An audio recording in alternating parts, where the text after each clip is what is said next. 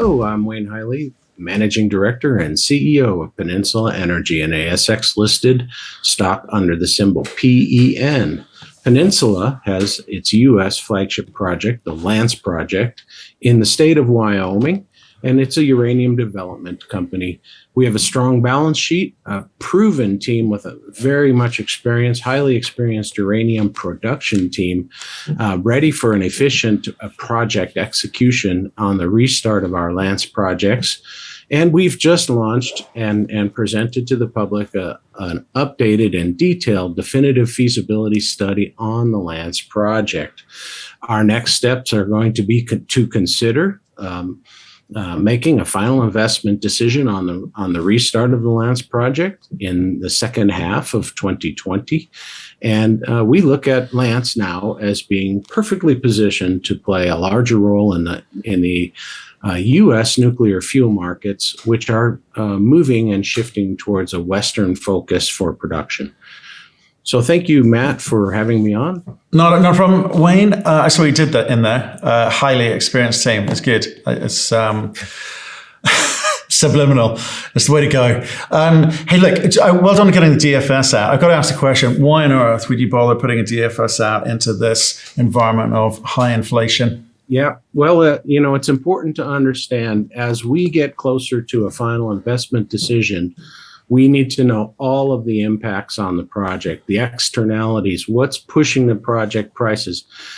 Is capital expense going to push us too far? We did a sensitivity on capital, but we also included current capital costs. Is OPEX going to push us out of the range? Everybody knows that sulfuric acid prices today are significantly higher than they were in 2018 when we last did a feasibility study on the Lance projects. In fact, the current sulfuric acid prices are twice what they were in 2018. So we looked at that, we took that into account, and we started our feasibility study with the assumption that sulfuric acid's prices would be twice what they were in 2018. We digested all of the inflationary price pressures and all of the capital materials and operating supplies that we need.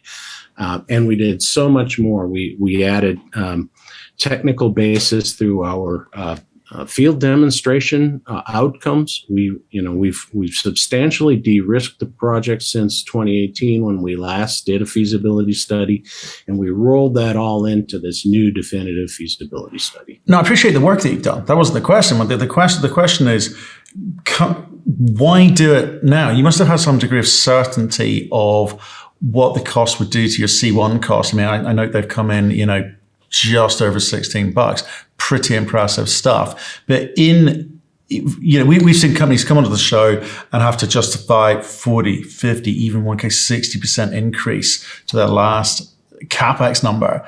And they're terrified, because they get the appropriate reaction in the market, or certainly have been to date. So you must have walked into this some degree of certainty, or is it down to the strategy that you've employed because you decided not to include Barber in the mix? I mean, so what was it? Well, to answer your question, why now? We have a lot of inbound inquiries about availability of production from our company to the nuclear utilities. And, in order to sensibly answer the price question, what price are we willing to sell material into the market at in the future? We have to know our cost basis. So there was no time like the present to get the updated feasibility study out so that we can now talk with the market, the fuel buyers, and provide sensible and appropriate answers to the question, how much material is going to be available and at what price? Right. Okay. But again, I'm trying to get into the thinking and the logic here, because you're right. There's no time like the present. You've got your African peers are cracking on. They're, in terms of the development guys anyway, they're marching on into their DFSs like you. They've got to overcome the issue of this low grade perception. They've got to show and demonstrate the numbers. But more importantly for them is WNA coming up in September, NEI coming up in October, traditionally the time that utilities start making decisions, right? So did you feel that you needed to be able to accelerate into, that period? Or was it, coming back to the original question, was it the confidence that you knew that you could control your costs and margins to a degree which would be attractive to your shareholders, not just, utilities, telling utilities we're ready to get into production? Yeah, I think you understand that this is the period, coming up that a lot of uranium sales get completed, transactions and contracts get written. And we needed to be ready, but we also really needed to be able to definitively answer the question, what's an appropriate margin? What can we feel confidently that we can meet?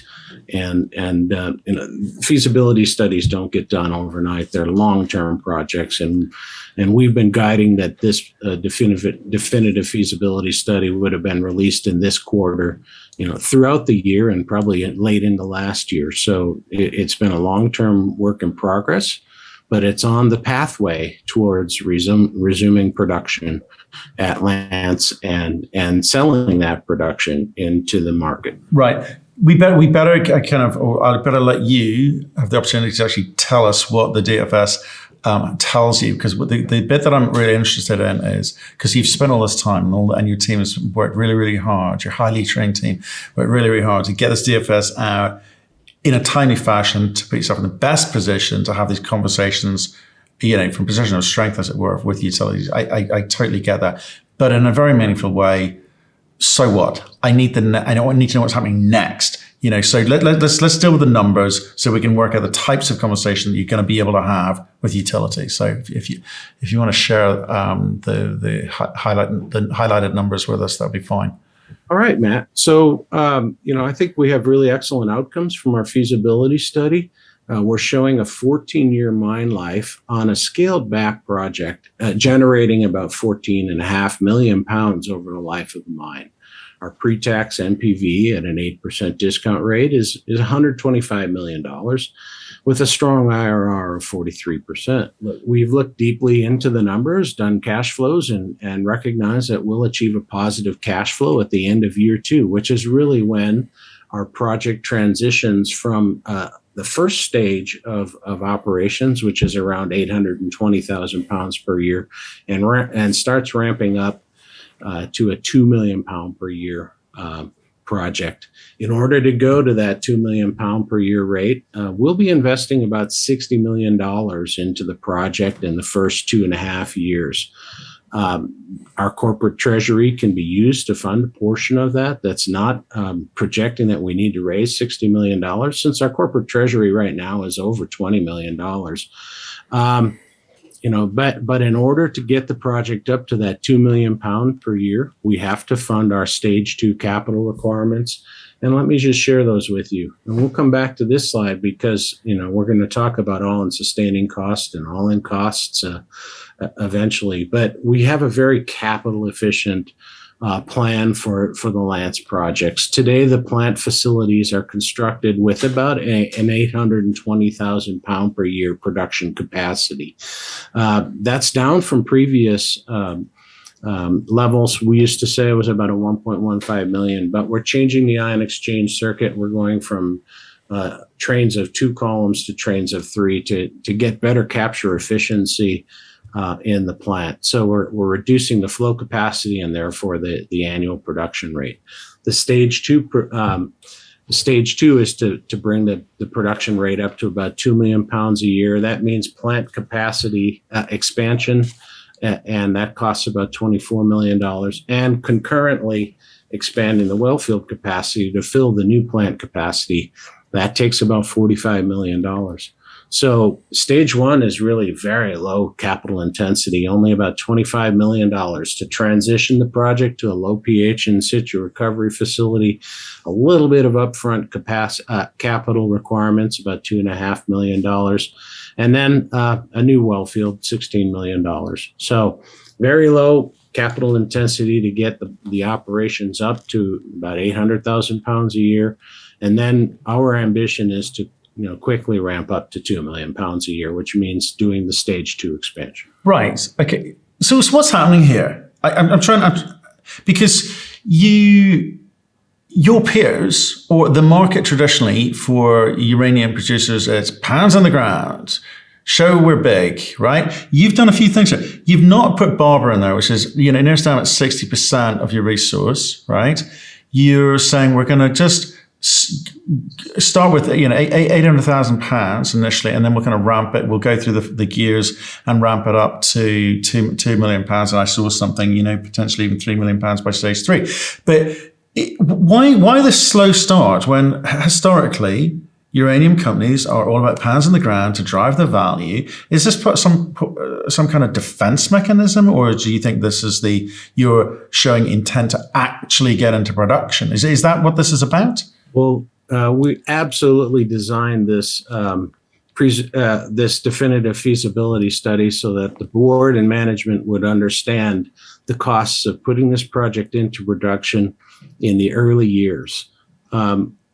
As you noted, we've always talked about the Lance projects as a large universal project, singular, that has 54 million pounds of resources. But in reality, we've treated the the Lance projects as 3 different projects. The Ross project, which is fully licensed today. It has the uranium production facility, and it has 2 complete well fields with the potential for 2 or more additional well fields in the Ross area. Then we have the Kendrick project area, which is adjacent to Ross. It's the blue area in the map on the right-hand side here. And that's really sequentially the next production area that we were always going to go into. Between Ross and Kendrick, we can achieve a production rate of 2 million pounds per year without any real difficulties. The Barber area, the much larger green area, spans a distance of about 25 miles from north to south, and it's about 5 miles wide, east to west. That holds a large inferred resource. We have 32 million pounds at Barber, mostly classified as inferred resources. For the construction of this DFS, we chose to remove Barber from the definitive feasibility study, where our previous studies included Barber. Not because we think anything less of Barber. Indeed, we're still very enthusiastic about Barber, but because we recognize that including a high level of inferred resources reduces the quality of analysis that you get from a feasibility study. And we wanted to focus on a high quality output feasibility study that our board could rely upon for the near term to understand the economics of the project. But why? Tell me why. Okay, I get it. So bringing inferred, you'd be diluting the economics somewhat. It makes sense. But why? Why is this the best thing for your shareholders to not include Barber? And come back to it later. Why do you need this high degree of certainty, or these higher quality numbers now for the board? Isn't this just about building up the story, driving up the share price, and then flipping it? No, it's not about that. Peninsula has a very highly qualified production team, and our goals for this project and for our company is to return the project back into production. That's why we focused on the drivers of a good analysis that will assure us that we understand the production economics of the project. This is not about an intent to move this project into somebody else's hands. We believe the company is well positioned today to take advantage of the better market opportunities that we see and to put this project back into production. But what's that mean? Take advantage of the better market, because you are going to have to toll with the old Uranium One mill, which is now UEC. They're in acquisition mode. It seems like. At the moment, aren't you an obvious takeout target for them? Isn't that the right thing for your shareholders? Well, some might think so, and others like me who know that we have the team to move this forward.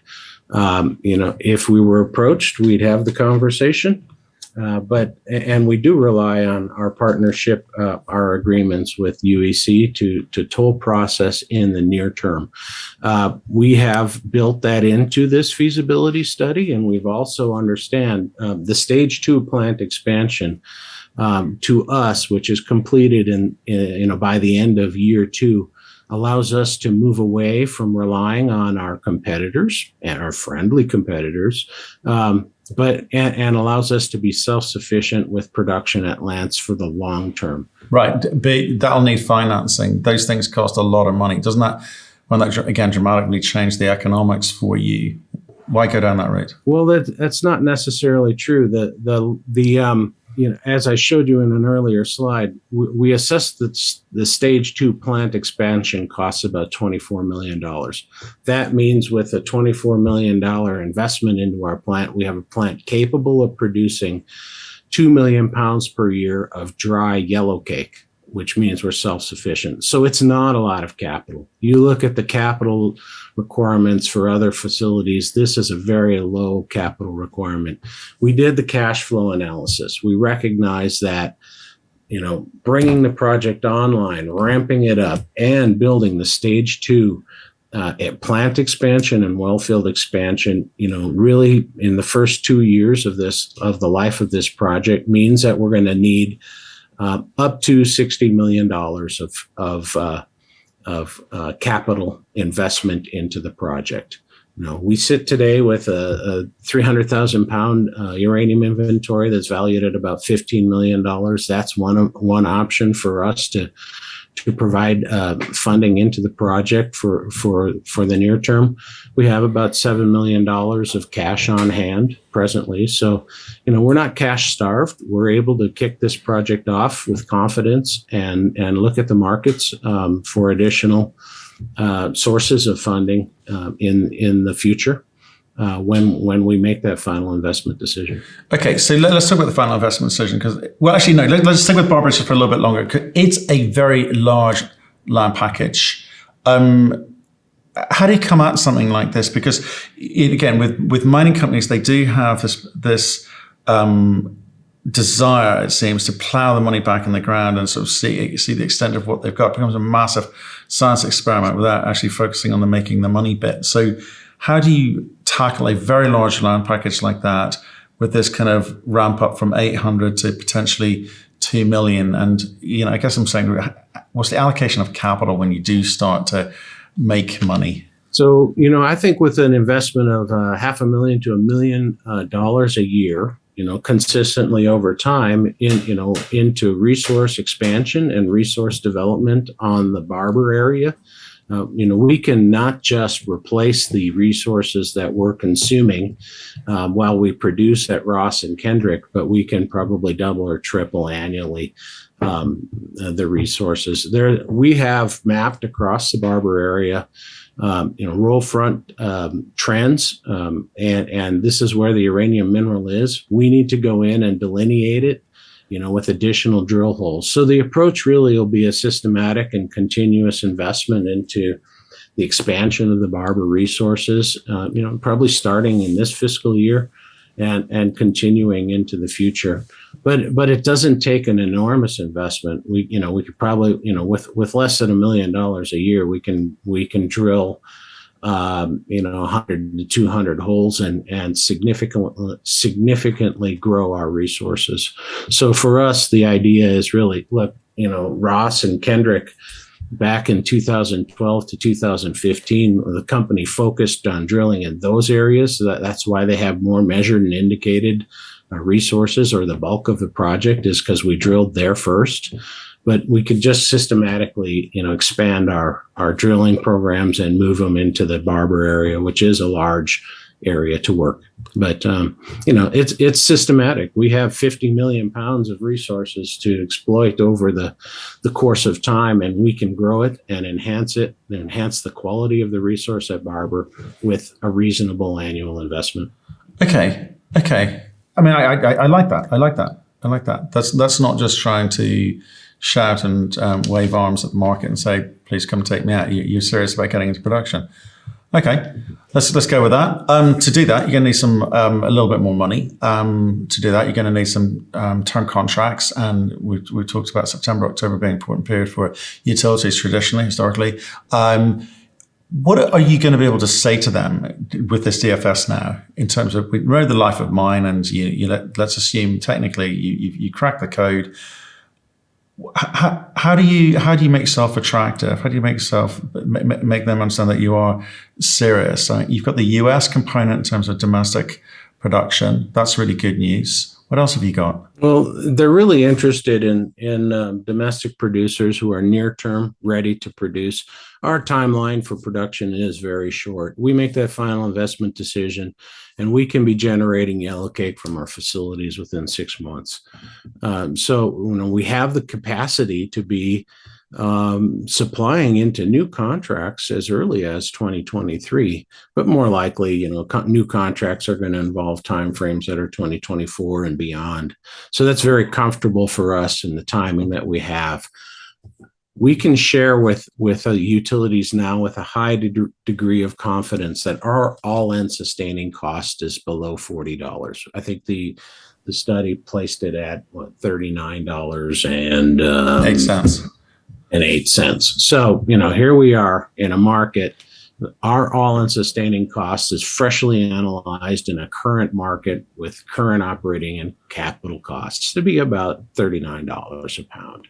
So you're looking for what? What are you looking for then? Yeah, we'll be looking for prices that provide a fair return on investment. We also, shared our all-in costs, the project all-in, which includes the upfront capital and the upfront investment, is closer to 45. It's 45.75 or something like that in the presentation.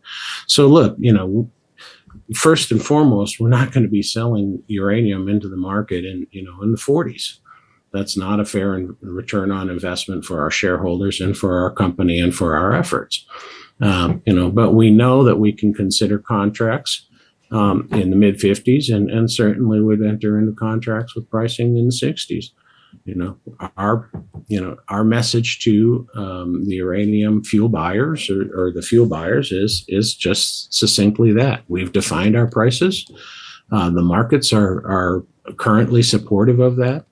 If you're interested in a reliable near-term producer and production from a U.S. source, we're your guy. There you go. Uranium cooperative on its way, because I think most CEOs are saying 65. So somewhere between 65 and 75, but 65 seems to be the starting point. So if you think if that message is loud and clear with utilities in September, October, that they are going to pay attention this year in the way that they haven't for the last 3 or 4 years. What's changed in the market? We're seeing lots of conversation around political narrative changing. The politicians have been given permission with energy security crisis to move to nuclear as a solution in a way that they haven't before. We've seen bills coming out of the US, lots of money being, well, if not earmarked for nuclear and uranium, certainly they're in the mix.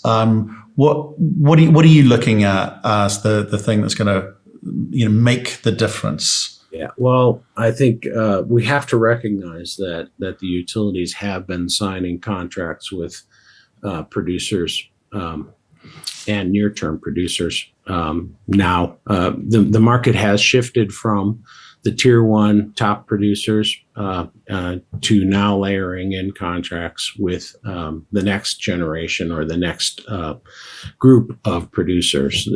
Folks like Peninsula who have a near-term production project.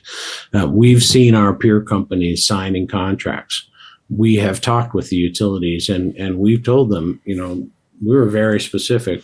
We'd love to sign a contract with you, but we're not going to do it until we have a full appreciation of our costs and our all-in sustaining costs and what it's going to take to make this a profitable project. So now we're ready to engage with the utilities in very detailed discussions about pricing and timing. Right. And given as we understand it, everyone's got a different view on it, but we've spoken to a few buyers, you're not going to be able to sign big contracts initially. So you're going to need to get a whole bunch of these things initially just to prove that, so no one's caught out at their end, but also you prove that you can get in production and produce exactly what they're paid for. So that process takes time and the relevant skill sets and the connections, etc. Have you got a team? Have you got people that can actually manage that? We do. Actually, one of our directors, Mr. Harrison Barker, is a former lead fuel buyer for a U.S. nuclear utility. He has all the connections in the space, and he's taken up the charge for us. He's been doing quite a bit of extra work for the company in speaking with the utilities and beginning to set the stage for negotiations on new contracts. So we have been actively engaged with the utilities in the marketplace, myself and Director Barker. We're actually very long ways down the road towards, having a full understanding with the utility fuel buyers as to, structures and timing and pricing. Right. We've heard of, again, I've been talking to lots of people, right? And some people say, well, do you know what? We want to get term contracts for 50% of our production, and we're going to have the rest in the spot market. Give ourselves flexibility. We know if at least we've got our costs covered with the relevant percentage of term sheets, then we're good. Our spot market is good. Others will look back to Paladin of old and say, well, that's how they got caught out. So where do you sit in terms of that strategic mix of between, Well, looking at the projection of the production from the Ross and the Kendrick areas of about 14 million pounds over the life of those areas, we have presently about 1/3 of that production committed into long-term contracts, which extend out to the year 2030 and fit very nicely into the production time frame.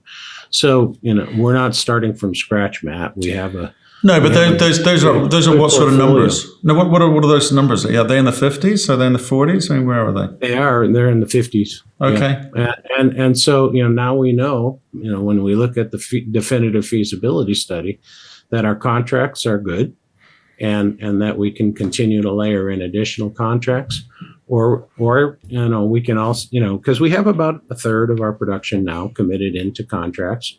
A higher percentage, that'd be comfortable. We're not going to put it all into contracts because we want our shareholders to have some exposure to the potentially very high markets of the future. But you do need a blended average contract of at least high 50s, if not a 6 bar on it there, right? We'll be time. looking for that.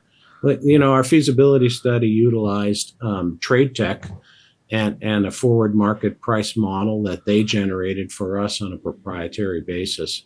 Over the life of the project, the feasibility study projects that the extra production, the non-committed production, which is the 2/3, will be sold at an average price of around $65.50. Okay. And that's a good number. That's what generates the feasibility that we see in front of us today. Yeah, but it's the blended average number that you need to slowly creep up. I think. Just on that, I mean, you've just done a definitive feasibility study, right? And it's already out of date. Such is the nature. So how does one keep a track of the cost to make sure that things are moving? Or is this built into the terms of the trade contracts? I mean, how do you protect yourself going forward in a rising cost environment? Well, absolutely. We did sensitivity studies, based on, and we analyzed the sensitivity to OPEX, we analyzed the sensitivity to CAPEX, and importantly, we analyzed the sensitivity to the sales price that we generate. We know that the project, like other mineral projects, is most sensitive to the sales price. The OPEX has a small impact on a 5 or a 10% increase in OPEX has a small impact on the NPV and the IRR. A 5 to 10% change in the CAPEX has a small impact on the IRR and NPV. A 10% change in the sales price of our uncommitted pounds will change our NPV by $60 million. Sure. And, moving it from 125 to say $185 million, and it has a huge impact on our IRR as well. So how do we protect ourselves? We understand our thresholds on the inputs. Okay, understood. Obviously, sales price goes straight to the bottom line. Increased cost is a percentage of the total total average. Okay.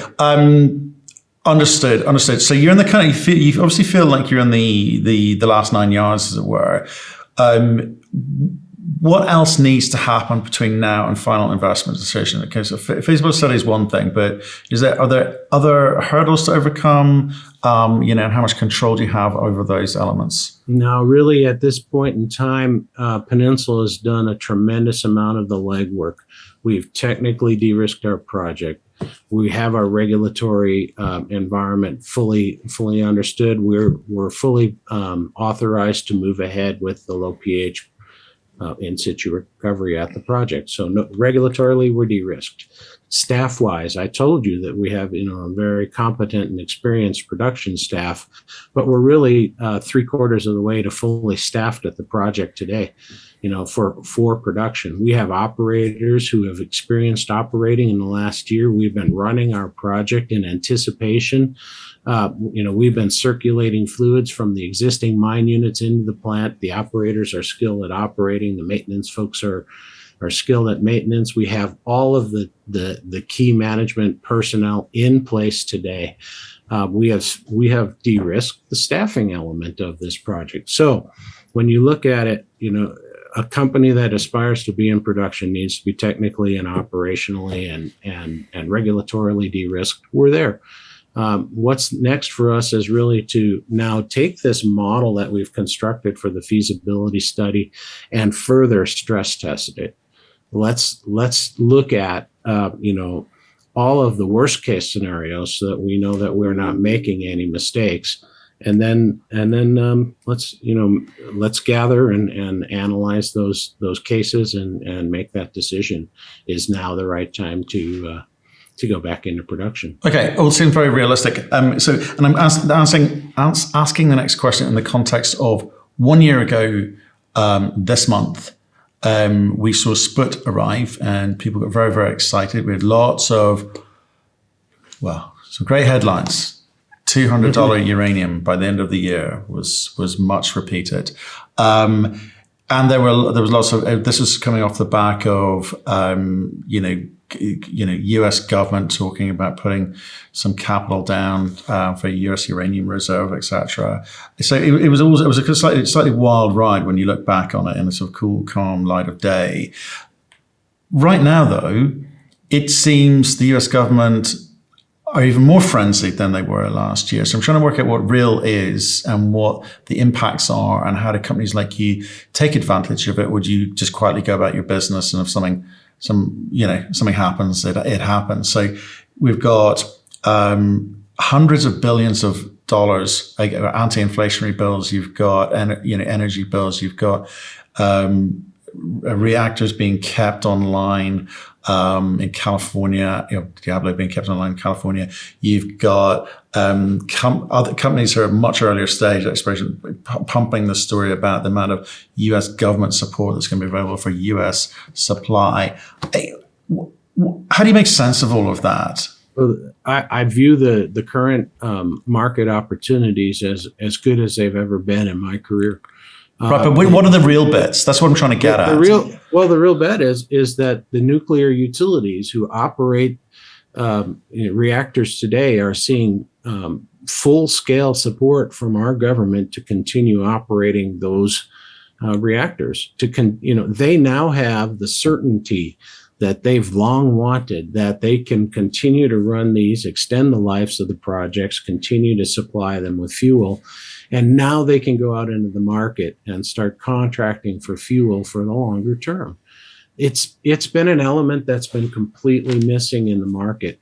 The utilities, while they've had unmet demand and future requirements that were unmet by contracting, always had to sit on their thumbs and say, well, look, our certainty as to the operation of our nuclear fleet, it's just not there. We don't know how much fuel we're really going to need in the future, and we're not going to overcommit to buying way more fuel than we need.